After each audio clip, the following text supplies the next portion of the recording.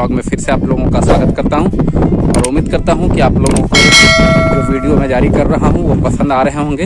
अपने like comment share के माध्यम से अपना जो भी मत है वो प्रकट करते रहें ताकि हमारा उत्साहवर्धन होता रहे और आगे और भी वीडियो इस तरह की मैं लाता रहूं।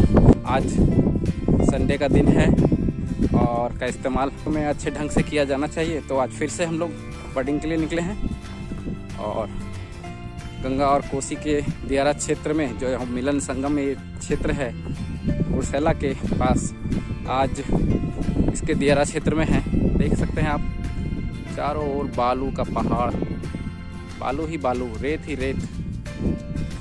आज फिर से ज्ञानी जी के साथ कुछ टीम है और कुछ स्कूली बच्चे भी शायद जमा हुए हैं जैसा वो बता रहे थे। तो कंजर्वेशन को लेके कुछ मैसेज बच्चों को दिया जाए और इसके साथ ही इस एरिया में हम लोग कौन कौन से स्पीसीज है इसको देखने का प्रयास करेंगे। वीडियो तो पूरे रास्ते बना नहीं पाया, ड्राइव कर रहा था तो रास्ते की वीडियो बनी नहीं और यहाँ पे पास में सिर्फ बालू ही बालू है, तो बाइक में आप हालत देख सकते हैं, पूरे कपड़े में रेत भरे पड़े हैं।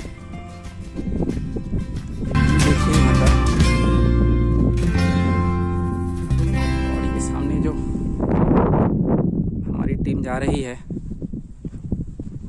टीम के भागलपुर से नौगछिया से कुछ लोग आए हैं, बाकी कुछ लोग स्थानीय हैं।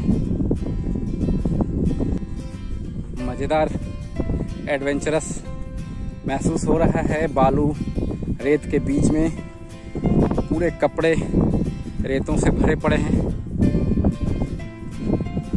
ये बिल्कुल दिया रख।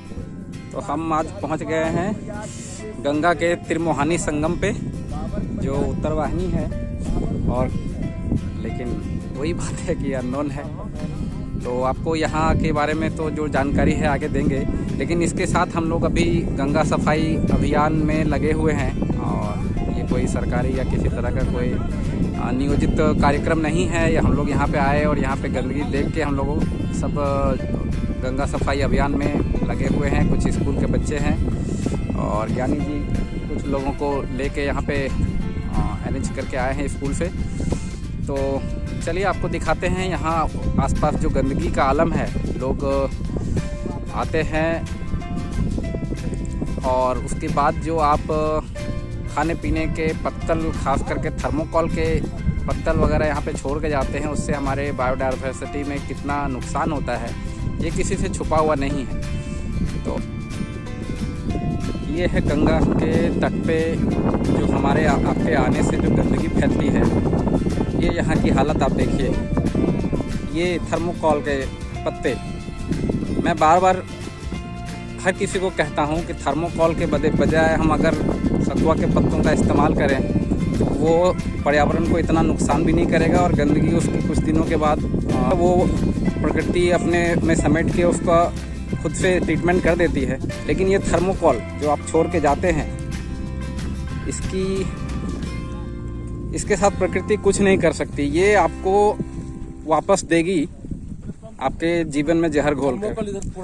तो आप देखिए यहाँ पे हमारे साथ जो बच्चे आए हैं, अभी हम लोग थोड़ा सा प्रयास करेंगे कि यहाँ आसपास में जो संगम स्थल के पास जो गंदगी फैली है तो इसको थोड़ा साफ कर पाएँ। तो बच्चे अभी लग गए हैं कार्यक्रम में और हमारा कलेक्ट करना है। तो अभी जो कार्यक्रम चल रहा है, हम थर्मोकॉल और कचरा जितने भी है यहाँ पे साफ करने का प्रयास कर रहे हैं। ज़्यादा जोड़ दीजिए थर्मोकॉल। हाँ, थर्मोकॉल, प्लास्टिक और थर्मोकॉल विशेष है। ये डंडी वंडी का जरूरत नहीं है, डंडी तो चलो नुकसान नहीं करता है।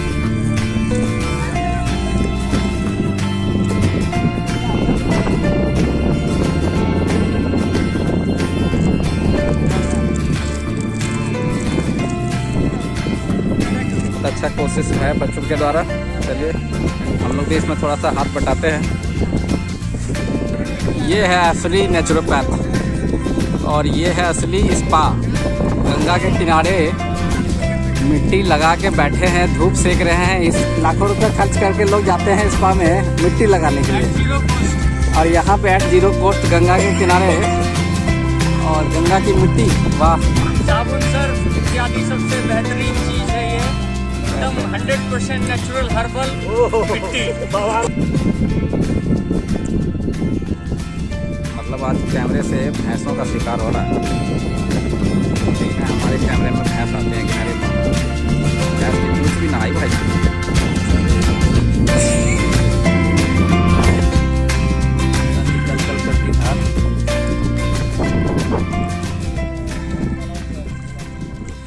तो आज हम गंगा के संगम तट पे ये कुर्सेला के पास जो की है, जो यहाँ के बाबा हैं और ये गंगा परियोजना में लगे हुए हैं सफाई अभियान में और यहाँ के उत्थान में। हाँ, मैं ज्ञानचंद ज्ञानी, गंगा प्रहरी, बिहार। आज हम संगम स्थल आए हैं। यहाँ एक मोहित जी हैं, स्थानीय एक युवा हैं, और वो गंगा स्वच्छता से कई वर्षों से जुड़े हुए हैं। और यहाँ आने के क्रम में हमें पता चला कि मोहित जी के पिताजी ही यहाँ संगम बाबा के नाम से ख्याति प्राप्त बाबा हैं, और वो अपने जीवन को गंगा स्वच्छता के लिए, गंगा के संरक्षण के लिए उन्होंने अपने जीवन को समर्पित कर दिया है। आइए मिलते हैं संगम बाबा जी। ये भारत की सबसे बड़ी उत्तरायण गंगा का संगम स्थल है। यहाँ का महत्ता यही है कि 3 नदियों का यहाँ संगम है। एक गंगा, दूसरी कोसी, तीसरी कलवलिया। इसको देहात में त्रिमोहनी के नाम से जाना जाता है, त्रिमोहन जिसको कहते हैं हम लोग, लेकिन वर्तमान में इनका नामकरण करके त्रिमोहनी संगम स्थल किया गया है। यहाँ की और जो सबसे बड़ी विशेषता है, यहाँ से जाह्नवी ऋषि तपस्या कर रहे थे। जिसमें गंगा जी आई माता धरती पर, तो जाह्नवी ऋषि थे अपना मग्न, और उन्होंने जब गंगा माँ टकराई उनसे तो उनका तपस्या भंग हो गया। उन्होंने माँ गंगा को पी ली। भगीरथी जी परेशान हो गए, उन्होंने बहुत विनती की, तो जाह्नवी ऋषि ने कहा कि मैं तो मुंह से निकालूंगा नहीं, ये तो जूठी गंगा हो जाएगी। उन्होंने क्या किया है कि जांग फाड़ के और फिर गंगा माँ को प्रवाहित की। तो जाह्नवी संगम का एकलौता संगम है जाह्नवी गंगा का। प्रयाग जी में भी संगम है और कई जगह संगम है, लेकिन जिस जाह्नवी के नाम से गंगा माँ का एक नाम जाह्नवी है, तो जाह्नवी का एकलौता संगम ये है। दूसरी विशेषता, यहाँ हम लोगों के पूर्वज भी बोले, आसपास के ग्रामीण बोलते हैं कि यहाँ काशी बनने वाली थी, लेकिन 1.25 हाथ जमीन घट जाने के वजह से यहाँ काशी का निर्माण नहीं हुआ और ये चला गया बनारस।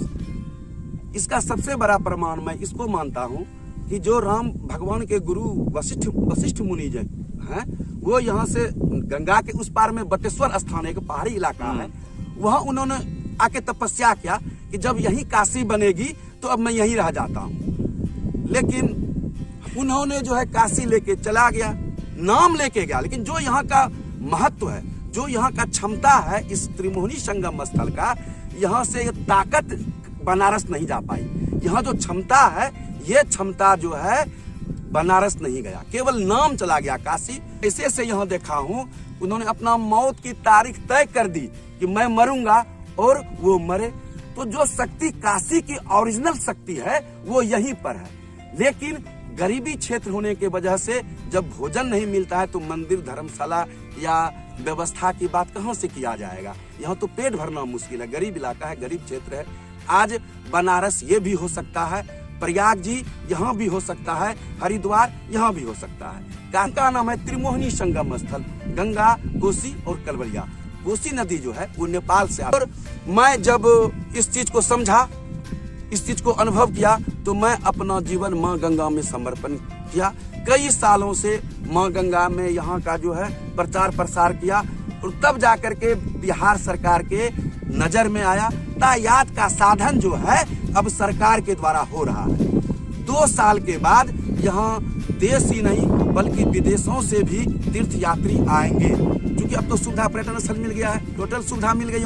कटिहार जिला का गौरव है ये। लेकिन कटिहार भी नहीं जग रहा है, कुर्सेला नहीं जग रहा है। अब जगने आज मैंने जो देखा बच्चों को यहाँ साफ करते हुए घाट, अच्छा लगा कि अब लगा कि मैं कुर्सेला भी जग रहा है। और उम्मीद है कि आने वाले समय में नमामि गंगे अगर यहाँ थोड़ा सा भी, अधिक तो मैं नहीं कहूँगा, अगर थोड़ा सा भी नमामि गंगे का यहाँ नजर पड़ जाए तो फिर जा पर कृपा राम की होई, ता पर कृपा करे सब कोई। तो जब प्रभु की कृपा हो जाएगा तो नमामि गंगे का भी कृपा हो जाएगा। हर हर गंगे, हर हर महादेव। युवा जो है अगर धर्म के तरफ आते हैं, धर्म कई तरह से होता है, केवल राम कृष्ण धर्म ही नहीं है, मानव सेवा भी धर्म है। अगर युवा गंगा सफाई के अभियान से जुड़ते हैं तो शायद सरकार को भी राहत मिलेगी, क्योंकि युवा तो दम है भारत का। तो जब युवा भारत का दम है तो कुछ भी कर सकता है युवा। नेचर से कनेक्ट होना मेरे ख्याल से सबसे बड़ा धर्म है। और अगर हम एक आम इंसान होते हुए, एक आम नागरिक होते हुए, बिना किसी परियोजना के कहीं जाते हैं और अपनी तरफ से कोशिश करें कि हम प्लास्टिक, कचरा, गंदगी ना फैलाएं, इधर उधर कचरा ना फेंकें, तो यही सबसे बड़ी जो सहायता होगी गंगा को साफ करने के लिए। इससे बड़ा और कोई कार्य हो नहीं सकता। और यही आपके लिए आपका धर्म होगा, यही आपके लिए आपका जो है एक गिलहरी प्रयास होगा इसको साफ रखने का। धन्यवाद।